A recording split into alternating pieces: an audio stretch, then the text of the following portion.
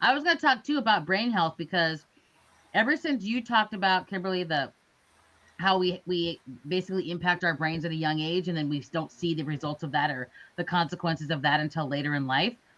Now every time I see young people doing stuff where their brains are getting bounced around, I freak out about it because I didn't even think about it until like when we Terry, when we were in Los Angeles, I went to a rock concert that was it was part of the event, and they were moshing, kind of like the kids were banging up against each other and stuff, and Kimberly's like, why are they doing that? Because it's like, that kind of stuff is what brain injuries. Well, and there's something to be said when we talk about trauma too. I mean, I hate to be going back to that, but it stunts your brain growth. And when you have early childhood experiences, it rewires your neurocircuitry. And so it 100% brain health. It's not just mosh pitting, but it's a lot of things.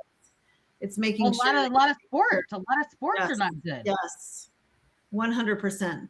I mean, you see those people that have played tons of sports, and then, I mean, wasn't it just a few months ago or I think it was probably 6 or 8 months ago where that guy walked into one of the places in New York, the VA system or something, and shot people up there.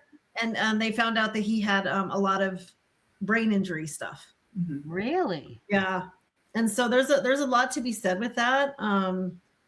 It can cause violence, brain health is so important. And so we talk about this in every sense of the way, but it goes back to that. It really roots on that, because trauma can be an experience where you're hit in a car accident and you have a TBI. That's trauma. I mean, it's not, we talk about different kinds of trauma, but there are actual traumatic events that happen. Car accident falls out of a bunk bed. And they don't get knocked unconscious. You don't have to be knocked unconscious to get brain damage. Somebody rides a bike without a helmet, or skiing or something, runs into a tree. You see it all the time. Soccer, football. Yeah. Soccer's a huge one. Whenever I see young people doing stupid crap on YouTube too, where they're jumping off roofs into a pool or doing all this, I mean, it's like this stuff that, the consequence could be them being paralyzed, number one, or killed, for gosh sakes. But I always think about, is this worth it, trying to impress your buddies to jump off a house or do some crazy stuff? Well, and I'll even go back to us being humans, and we're connected. We're we're social beings. Yeah. So connection is so important. And right now there are so many young people on antidepressants. And I mean, I just got a thing from LinkedIn about a program here that's, just was interested in my resume. And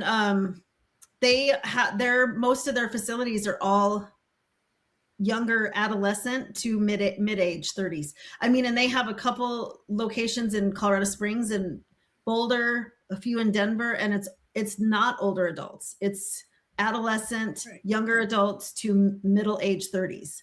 Yes. And so that says a lot. And the one thing that I don't realize people don't understand, or just don't lack the awareness of it, is what social media and what our phones are doing to us. Our phones are giving us that dopamine hit, and our social media is giving us that dopamine hit, and it's actually changing our brain. Yeah.